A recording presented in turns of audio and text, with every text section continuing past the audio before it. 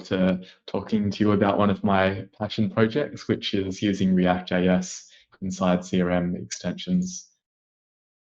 I've got a few things that I'm going to go through, and I've also got my colleague Kwang on the line, as well as Rafi and a few other people from the CRM carpenters here too. So we'll be able to answer questions that you might have.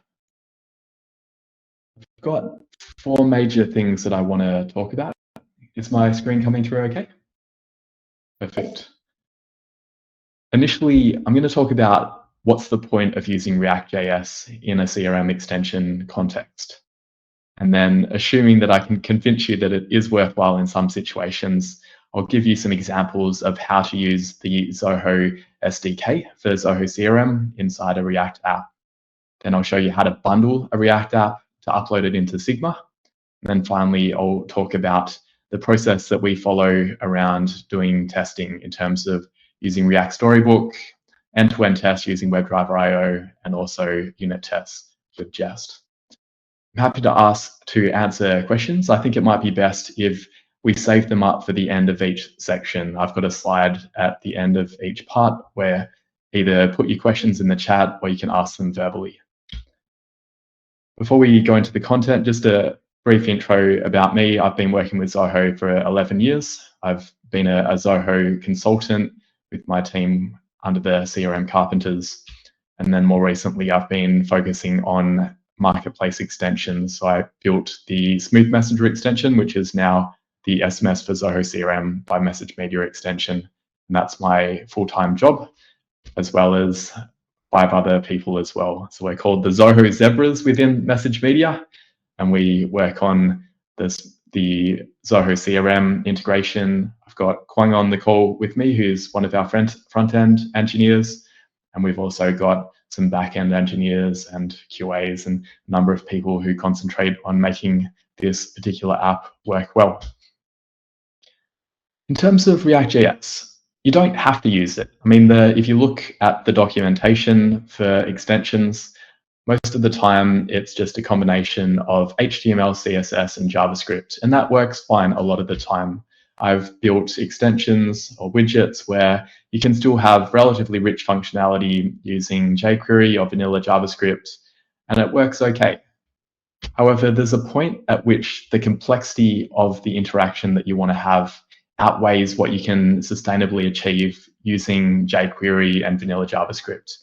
Here's an example of our inbox screen, where on this page, if you look at the code, we've basically probably got about 50 different components. We've got the message component here, we've got the message list component, we've got a business card area, we've got a message list on the side, we've got these buttons up here, and each of those aspects of the code have their own functionality associated with them. To do it in vanilla JavaScript would just not be possible. However, it doesn't necessarily mean that you need to do it initially. It might be that you start out with vanilla JavaScript and you level up over time. With the SMS for Zoho app that we have built over the last 4 years, it has 146 different components, and we've got 5 different developers working on it. So we just find that working with React, and we use TypeScript, means that we're able to collaborate a lot better than if it was an app which was built using vanilla JavaScript. There are other frameworks as well, like Angular, Vue, Meteor, and probably a few fancy ones that I haven't kept up to date with. I don't have any objection to people using them. I'm familiar with React, but the same principles that I talk about in this presentation will apply to all the other frameworks. We're basically talking about the difference between an app where there is no tool chain required, where you just write JavaScript and you directly upload it into Sigma, versus an app where you've got potentially TypeScript and it has to be transpiled first, and then you bundle that into a single JavaScript file eventually. Let's talk about how to actually incorporate a React app into a widget. Ultimately, when you have transpiled a React app, it's the same end result as if it was vanilla JavaScript and HTML. You have a script tag, which is pointing to the bundle of JavaScript, which contains all of the components that you've written. To help with, if you wanted to follow along, I've got a open source repository which has an example of a CRM widget. I publicized it in open source to make it easy for other people if they want to look at the build pipeline. So if you want to copy down this short URL, and you can also, if you search in the V2 software GitHub, it's available there. All right, so let's talk about, with a React app, let's assume that you're familiar with using React and you know how the component approach works. The part that's different with Zoho CRM widgets is that you work with the Zoho SDK. And as a starting point for that, what we've done is we have copied the Zoho SDK file from the GitHub that Zoho publishes, where there's the embedded app SDK. I don't think it's yet available on NPM, so we found it easier to just do it this way, and then we export it, and then you can see we've imported it into many other files. You can see there's a question. I'll get to that when we arrive to the next question milestone. The next point is we need to initialize the SDK. This is inside our index file. So we've got a function here, run widget. When that function is executed, we then call get page data, which is a function that we wrote. And inside that function, we're calling the Zoho embedded app.init function here, which then results in the page load event being fired. And then we can resolve the promise here with the data that we get back from the Zoho SDK. And that data is going to contain information about what module the user is currently in, what record they have opened, and based on that, we conditionally render different components. You can see here, this is the beginning of when we are doing the rendering, that we are fetching the data from various SDK functions at this point because we have the page data from the Zoho SDK, and we're then able to invoke SDK functions like getting the organization data. We are calling the module metadata API here, and then we're also interacting with a dedicated API that we've written for Smooth Messenger. One recommendation that I'd make when calling SDK functions is to use local storage. I've found that there are rate limits in place, and you don't want to be essentially maxing out the end user's API limit because you're a bit too aggressive with fetching, for example, the data about all the active users in the CRM. So what you can see here is that when this function is called, which is looking to see whether a particular module is enabled inside the CRM, what we first do is we check in local storage to see if we already have information about the available modules. And if we do, then there's no need to actually invoke the Zoho SDK. Instead, we can just rely on the data that we had. And we typically use a 24-hour cache expiry time. We trust that if anything fundamental has changed, it probably doesn't matter that much within 24 hours. So I would highly recommend this approach of using a cache to spare the Zoho SDK. Next, here's an example of where we're rendering the inbox widget, and we're passing in a number of props which are coming from the Zoho SDK and from our own backend. And there's a lot of props that are being passed in here. This is a parent component essentially, and some of the other components don't have quite as many props, but the overall idea is that we have fetched data like the CRM organization ID, and we're then passing it into the component. And then if we look down into a smaller component, you can see when we trigger the render function that we're using props like, is this user an admin user? And don't think we have anything else visible here, but we'd also be passing in the messages and the username and the current record and things like that. And you can essentially do anything that you want at this point. Your use case is going to be different, but the overall philosophy is that we're getting data from the Zoho SDK and we're then putting it into the React component so that we can render that to the user. When we're working on local development, what we do is we have the React script start command, and then because you can't actually render a widget inside Zoho CRM unless it's done over HTTPS, we're setting the port and we're setting HTTPS to true. And that means that inside Zoho CRM, we can have a widget which will be pointing to localhost 5000. And that allows us to do local development and still interact with the SDK. When we talk about bundling, ultimately what we're trying to achieve is that we've got our HTML file that we upload as a widget, and we need to have a script file or a script tag that is pointing to the bundle file that we generate using React. In order to do that, there's a number of steps. In our build process, it's quite complicated because we have multiple different widgets that we're rendering. We have a settings widget, we have a web tab widget, we have related list widgets, and we need to be able to cater for those different use cases. So we begin by building the bundle using React scripts build. After that, we have a JavaScript file, which essentially takes the information out of the build/index.html. And the type of information that we're collecting is the script tags, essentially, and also the CSS, the style information. And we're wanting to then move that into our app/index.html, because that's where we ultimately will be zipping that up and uploading that into Sigma.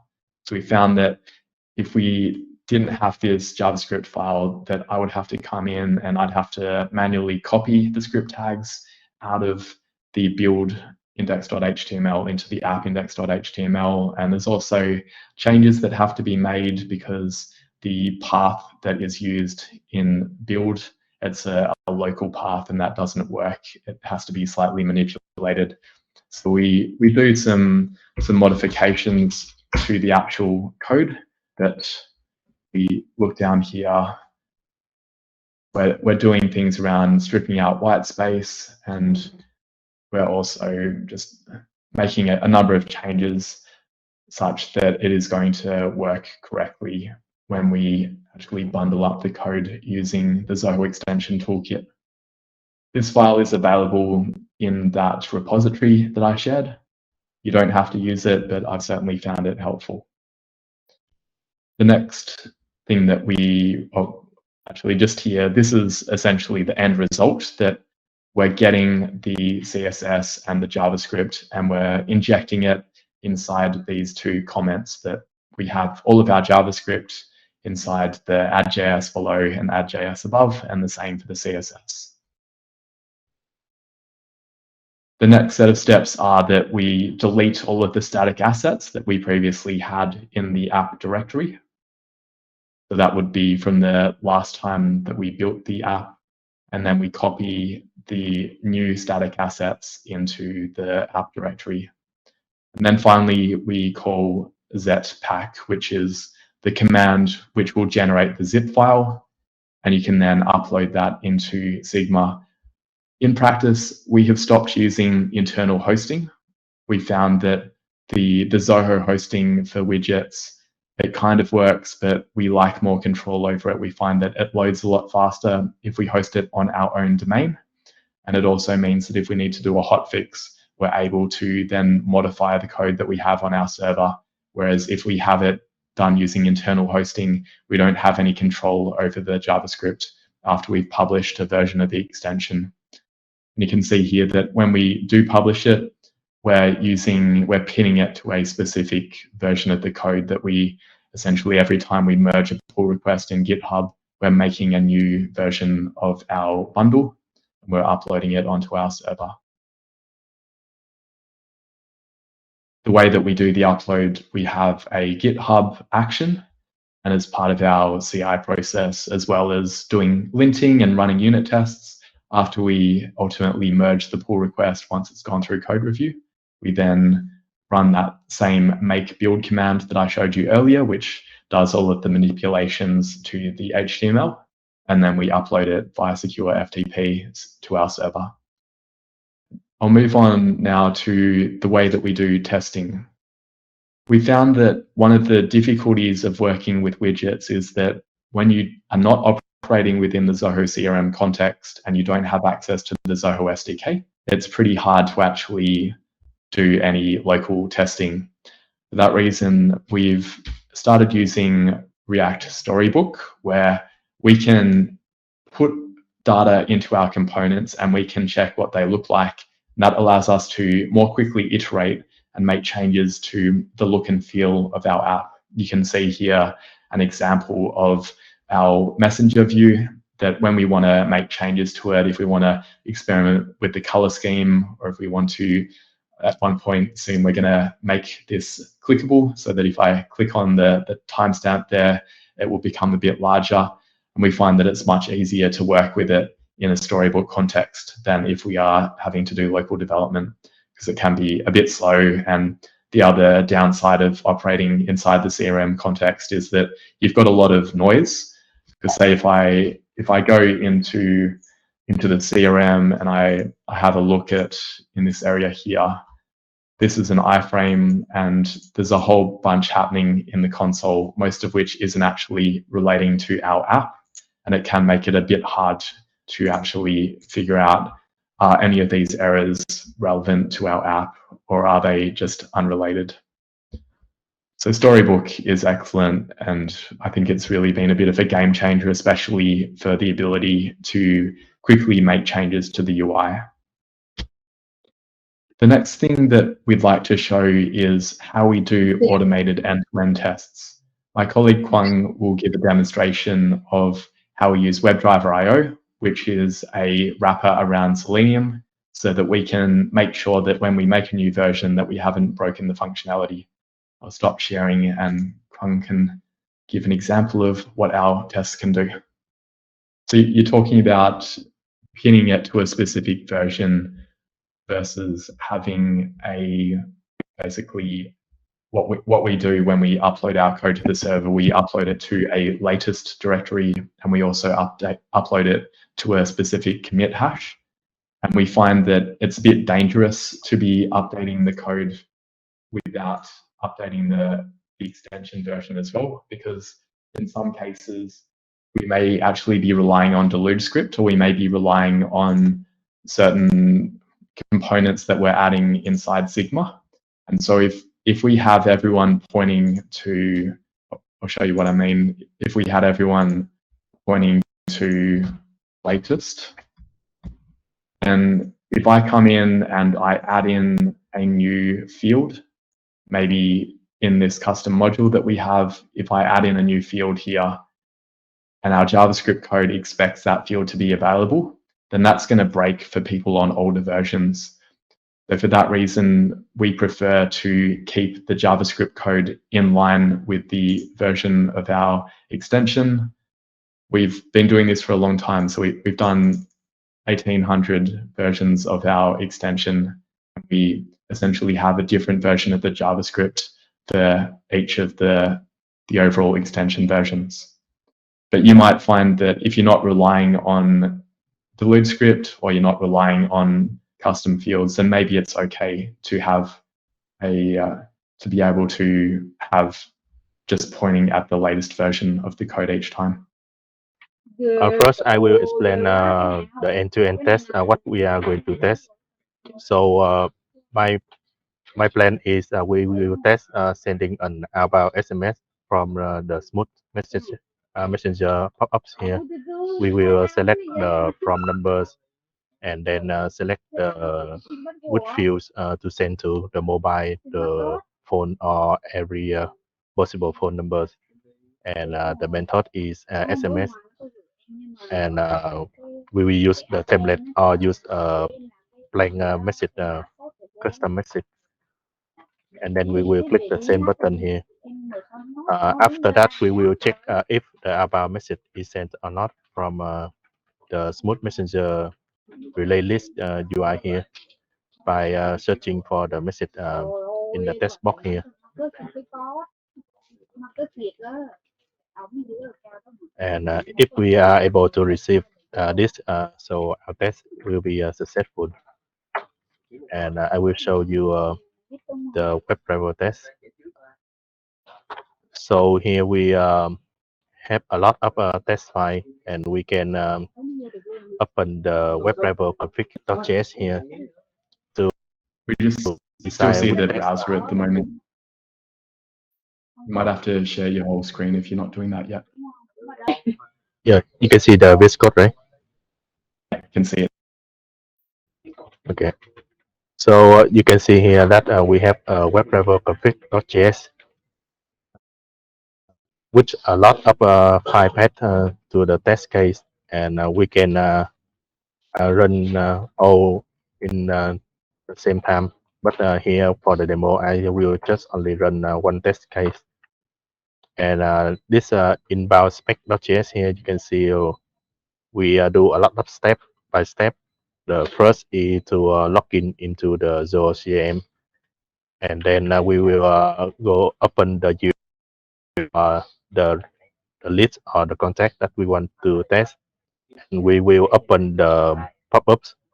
Then select the from numbers, the with phone and the two numbers, and then we click the blank message and typing the message. And we have the feature if we are about to send to a customer that out of the business hours, we will ask them to verify if they really want to send the outbound SMS or not. So we will have a confirm step here, and then they will click the button. After that, we will check in our API for the SMS, and then we will search for that message in the UI, like I show you. And the second step test here is we will use the API to send an inbound SMS, and then we will open the UI to see if we receive that inbound SMS or not. And so I will run the test here.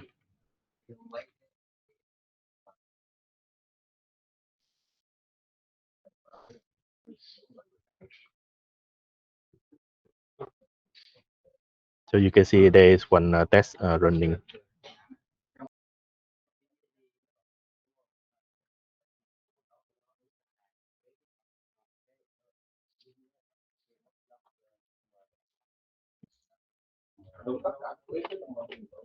Just while it's opening, the overall motivation for having these tests is so that we can be confident that anytime we make a change, that the functionality of the app still works, because it's at the point now where it's very time consuming to do manual regression tests. So you can see it logging, and then it's open the smooth messenger pop-up.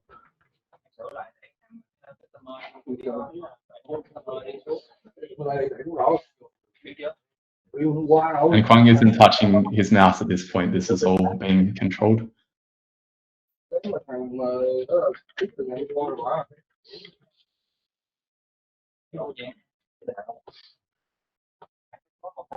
And now we reload the page to check the SMS in the UI.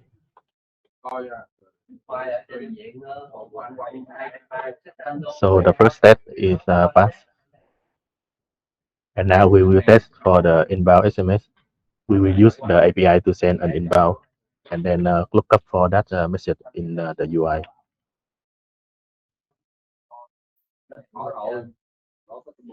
Okay, I will open those to record for you.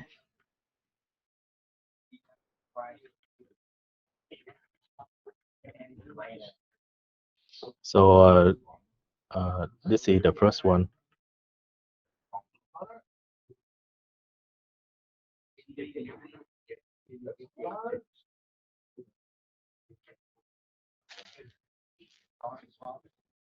And this is the second one that we use the API to send the inbound SMS. And you can see it received here.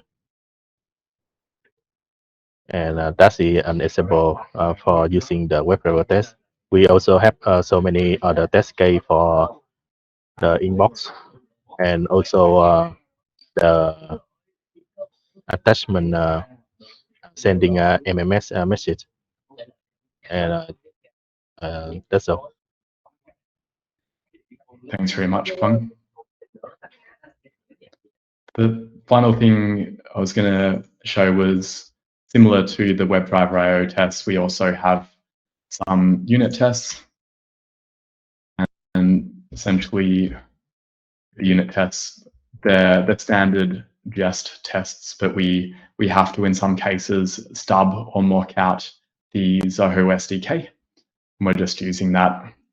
We're essentially using the built-in functionality that Jest has in order to spy on, for example, this one here, spying on the get records from the Zoho SDK, and then we essentially stub it out and make sure that it returns the value that we need for that particular test.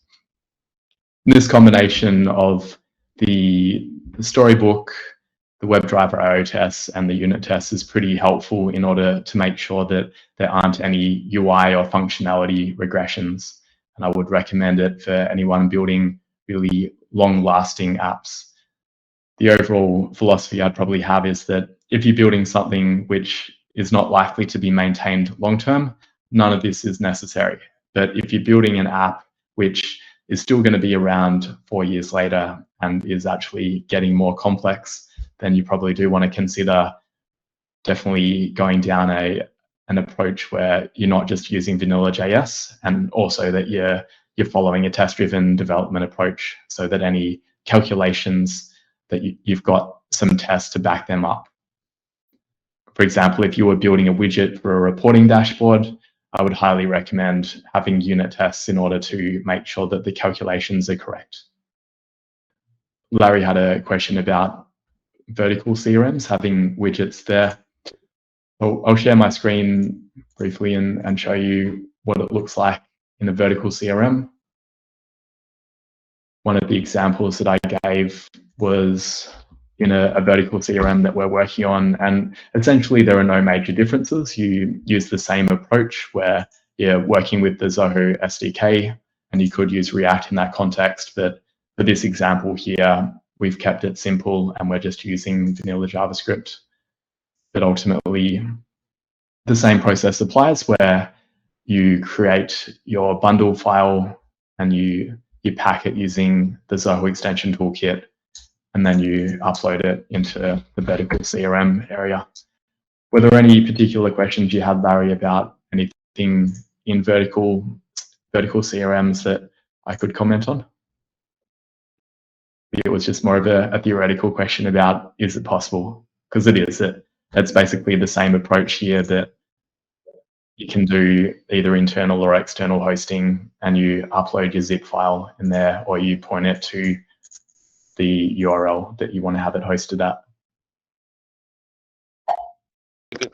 I got a question on this. With this SDK, is use it inside of, I'm doing this on the Zoho Creator, or what is your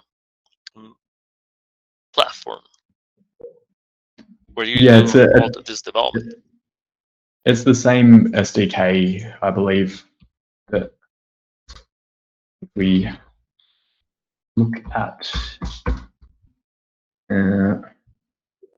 Essentially, most of the things that you do in a Creator widget, you could also, or the things that I've shown with CRM, you can do with Creator. And that might be a good question for Rafi and the team to answer, because they've been doing a lot with Creator widgets. Is there anything that you'd specifically like to ask about, Eddie?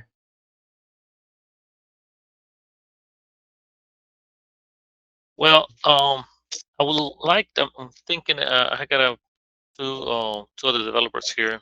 Part of the team is Nick and Rohan, and we like to create some kind of widget extension for Stripe. So be able to communicate with clients and be able to send a payment link for services. Yeah, okay. So you'd be probably needing a middleware service in order to securely authenticate with Stripe. And then after you communicate with the API, you'd be able to generate a payment link. Or otherwise, if you're wanting to have a generic hosted payment page with Stripe, that's pretty easy. Which way would you want to go? Are you having to make a subscription and you'd want to do that via the back end, or are you just wanting people to be able to select which products they want to buy? It's usually it's going to be invoice. We provide the services before for a period of time, and when we produce an invoice, and they proceed with the payment.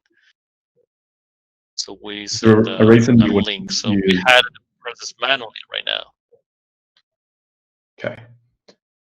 Is there a reason you wouldn't use Zoho subscriptions or Zoho checkout for that, which are basically a wrapper around Stripe? It's because every time the invoice has a different amount. So it's not subscription service. It's services that every time, every invoice is always different.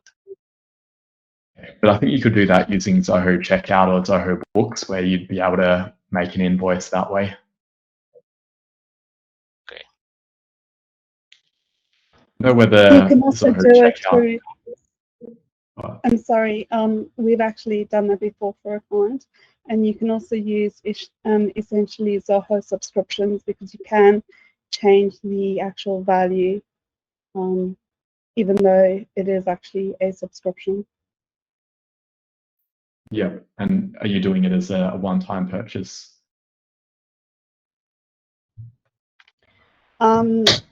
Well, in that case, it was actually a one-time purchase, but then it keeps on basically renewing.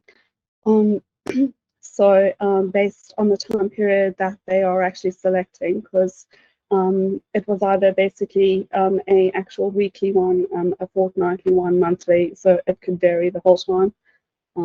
So.